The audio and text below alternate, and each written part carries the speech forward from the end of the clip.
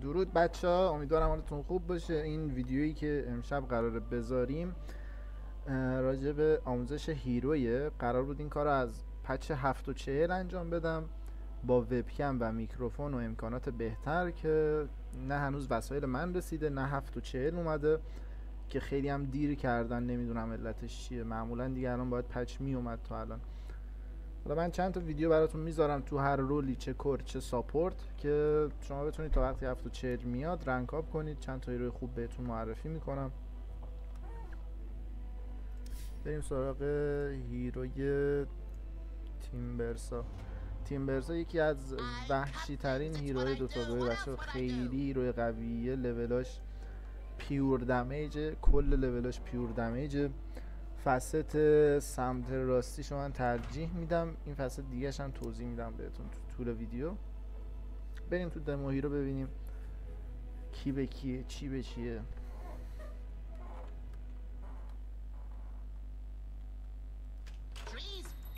خب بچه‌ها، برای اینکه لینتون استارت بزنین کیو بگیرین. با کیوتون استارت بزنین. کیوتون گل لولاتونه، بیشترین دمیج لولاتون رو کیوتون میده، مخصوصا اگه استرنج باشه هیرو. و لول 2 تون رو چین بگیرین، دبلیو بگیرین. بیشتر هم روی چین و کیوتون کار کنید. لول 3 تون رو اگه اتک دست فیزیکال دمیج جلوتون نیست، کمه، به اون صورت اذیتتون نمیکنه، لازم نیست ارلی گیم بگیرید. ولی اگه اتک دست زیاد داره بهتون میخوره، فیزیکال دمیج داره زیاد اذیتتون میکنه تو لین، میتونید یه بار این لول 3 شو هم بگیرید. ترتیب لول گیریش تو لین پس آقا شد بیشتر کیو، بعد دبلیو، رو من یکی اضافه تر گرفتم، اد آر. این هم از ترتیب گیری ارلی گیمش، لولاشو چجوری بگیرین. این میشه ترتیب لول گرفتنش. بعد لول کیوش، دمیجی که بچه قراره تو لین به انمی بزنین با لول کیوتون، سعی کنید تایمایی که انمی چسبیده بغل لین کنار درخت دمیج بزنین تا ماکسیموم استفاده از اون دمیجه رو بکنید. دمیجی که قراره بزنید ماناتون سریع خشک میشه ارلی گیم تو لین. سعی کنید فقط وقتایی که انمی سمت درخته باشه این بچسبین بهش دمیج بزنین برگردین. اینجوری ماکسیموم استفاده رو میکنید ازش. ماناتون هم دیگه کم نمیاد. مشکل دمیج زدن به انمی رو ندارید. لینتون در میاد، مخصوصا تو رول آف لین. حالا مید لینش که دیگه زیاد درختی نداره دیگه، شما مجبوری بزنید. اینی که گفتم بغل درخت باشه بیشتر آف لین بود تو لینتون. اینا از ترتیب لول گیریاش و کیوش. نکته کیوش هم گفتم. بریم سراغ تالنتاش، بعد بریم سراغ آیتماش. تالنتاش، تالنت 10 سمت چپیش 1.5 مانا ریجن میده که من اینو بیشتر میپسندم. پترن فارم شما با لولاتونه. بعد مانا کم میارید ارلی گیم برای فارم کردن، حتما اینو بگیرین. 1.5 مانا ریجن. این یکی هم میگه که آقا شما وقتی از انمی اتک بخوری یه استکی میندازه رو اچ پی ریجن میده، خاصی نداره. اینو دیفالت هم داری شما. این تالنته میگه که من 25% اضافه تر میکنم اون اچ پی ریجنی که قراره شما بگیری. اگر نه دیفالت هم شما لول 3 دونو داری. تالنت 15 سمت چپیت با این یکی کمبوه که اینم بازم نگیرید، مربوط به همون استک شدن و اچ پی ریجن. سمت راستیشو بگیرید. این یکی میگه که آقا جان کیوت 2.5% بیشتر استاتس میگیره از انمی. هیرو استرنج جلوتون باشه پاره میشه با این یکیه. این اصلا باید تو تالنت 20 می بود، من نمیدونم چرا این تو تالنت 15. خیلی چیز قویه. 2.5% بیشتر استاتس میگیره از یارو، یعنی استرنج باشه دهنش سرویسه. تالنت 20 من سمت چپی رو پیشنهاد میدم. اسلو آرتون بیشتره. آرتون بیشتر اسلو میکنه انمی رو. و یه نکته هم راجع به آر، رفت آرتون چاکرامتون 200 تا دمیج میده به انمی و هر چقدر انمی توی اون بمونه 50 تا دمیج میخوره و برگشتش هم 200 تا دوباره دمیج میده. یعنی آقا 200 تا شما توی رفت میزنی، 200 تا برگشت و هر چقدر انمی اون تو بمونه 50 تا دمیج میخوره.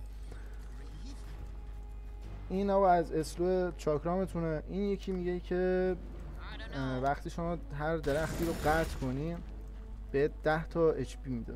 HP ریژن نمیده، HP میده 10 تورت میده.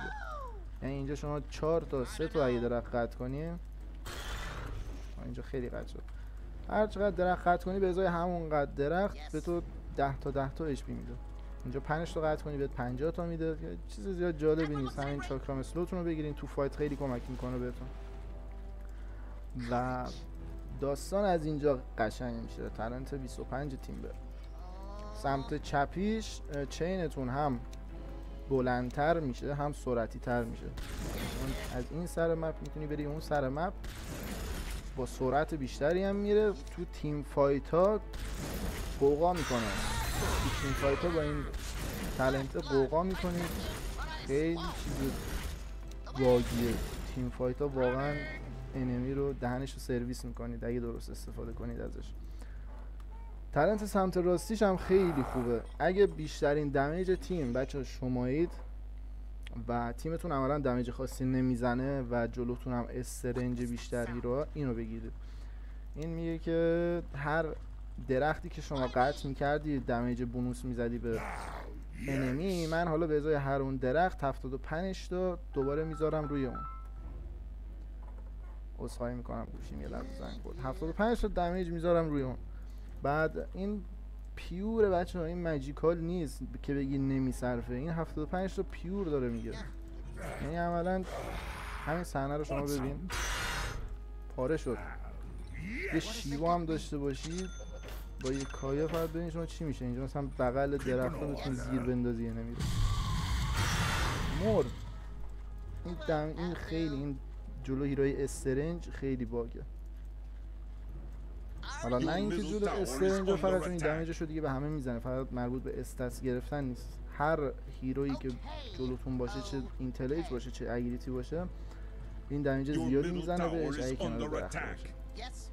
این هم از تالنتاش آقا. حالا بریم سراغ آقانیم و آقانیم شاردش. آقانیم شاردش به شما یه لول میده. این لول یه آتیشی از جلو در میاد که دمیج DPS میزنه به طرف هر چقدر جلو باشه. 23 تا دمیج میکنه. ماجیکال هم هست دیگه، این پیور نیست، ماجیکاله و بیشتر هم برای تاور زدن استفاده میشه.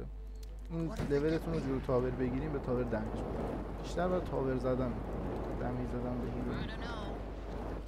آقانیمتون هم خیلی باگه بچه. آقانیمتون یوزش که میدین لول 3 تون یوز کردنی میشه.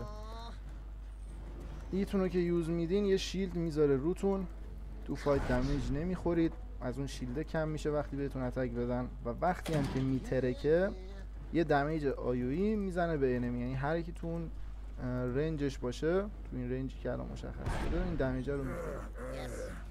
خیلی چیز باگیه. یه نکته ای که فقط داره آقانیمش اینه که انمی اگه ایول بیاره باید میتونه این آقانیم شما رو دیسپل، اگه اینکه BKB داشته باشه. با BKB دیگه نمیتونه دیسپلش کنه و دمیجش رو ریداکشن میکنید و دمیج سنگینی هم میزنید به طرف. خب حالا بریم سراغ آیتم بندی میدلینش. اول از میدلین شروع کنم، بعد میرسیم به بیلد آفلینش. برای میدلینش خب قطعا باتل میخواید، سول رینگ میخواید، آرکین بوتس میخواین و بعد آرکین بوت میرین سراغ کایا. بعد کایا اینو کامل نمیخواد بکنید دیگه بچه‌ها، دگر بیارید تو رول میدلین. حتما بعد کایاتون دگر بیارید. دگر به شما این قابلیت رو میده با تیمبر که داریم بازی میکنین، هم دمیج سنگینی به انمی بزنی، هم با چینت برگردی. اینجا من میتونم هم به پاج یه دمیج سنگین بزنم با دگرم، هم با چینم برگردم. یعنی اگه برم وسط 4-5 نفر دیگه نمیمیرم. و تو فایت ها خیلی ایمپکت زیادی میتونین بذارین با دگرتون. تو فایت هایی که میشه لین بالا لین پایین و میخواین جوین بدین، دگر کارو 100% در میاره براتون. خیلی دمیج میزنه، یعنی واقعا عجیب غریبه تیم برسه. لولاش پیوره. بعد این یکی میتونین کایاتون رو کامل کنید، سنجشو بذارید، مانا کم نمیارید دیگه. بعد این میتونید آقانیم بیارید یا میتونید اگه میخواید دمیج بیشتر بدید بعد این میتونید یه راست شیوا هم بیارید که ولی تو بیشتر گیم آقانیم بیارید بهتره قبل شیوا. بعدش هم که باطل میفروشین شیوا. بعد از این میتونین اوکتارین بیارین یا هگز. اوکتارین لیت گیم اگه شد هگز نیاورده بودین دیگه هگز رو حتما بیارین. این میشه آقا بیلد میدلینش. دمیج وحشتناک پودر میکنه چه تو لیت گیمش چه تو ارلی گیمش. خوراک رنکاپه. این از بیلد میدش. بریم سراغ بیلد آفلینش.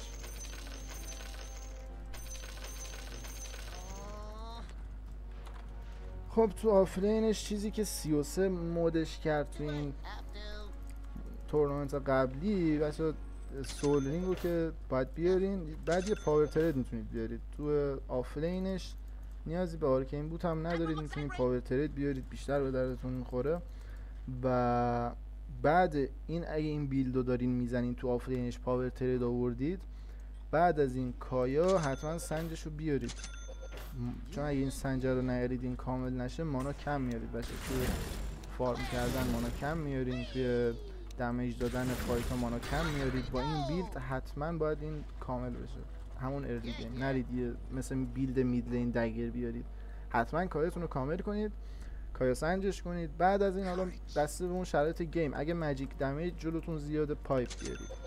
اگه فیزیکال دمیج جلوتون میتونین کریمسون بیارین. و اگر هم میخواین سولو محوری بیشتر تانک کنین جلو، بیشتر فوکوسشون رو شمایه، میتونین قبل از اینا آقانیمتون رو بیارید. بعدش حالا پایپ و کریمسون بیارید.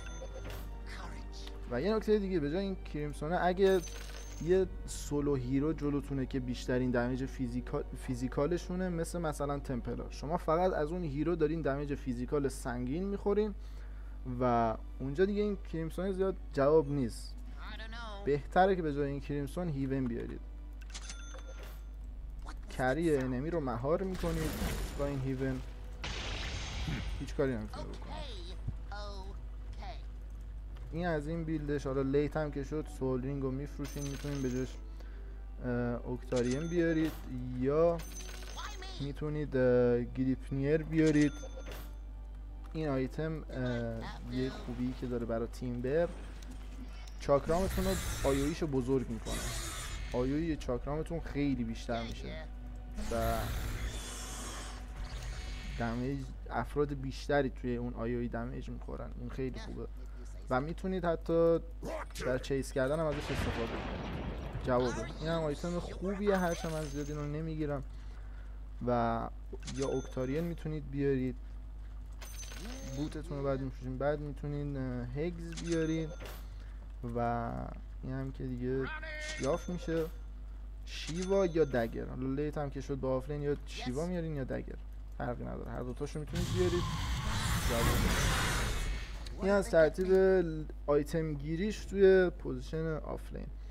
نکته دیگه این نمیمونه ازش، فقط یه فست دیگه شو من توضیح بدم که مشکلی نداره. این فستش رو که بچه‌ها مید اگه بازی میکنید اصلا این فست رو نگیرید. این فست رو فقط اگه خواستین بگیرین توی رول آفلین بگیرید. برای چیس کردن این انمی که داره فرار میکنه شما با چینتون اسلو میکنید طرفو. من الان اینجا چین میزنم، یه پره از این دور و برش میپره بیرون. این پره هم دمیج ریز به انمی میده و اسلوش میکنه. برای چیس کردن خیلی خوبه. یعنی خب بازم اون فست دیگهش به نظر من منطقی تره. هر دوتاشو میتونید تو آفلین بگیرید. خب چیز دیگه ای راجع به تیمبر نمیمونه بچه‌ها. با این هیرو میتونید راحت رنک اپ کنید. هر اوریجی که هستید، چه آرکونید، چه هرالدی، چه بالای 10K هستی، این هیرو یکی از وحشتناکترین هیروهای برای رنک اپ.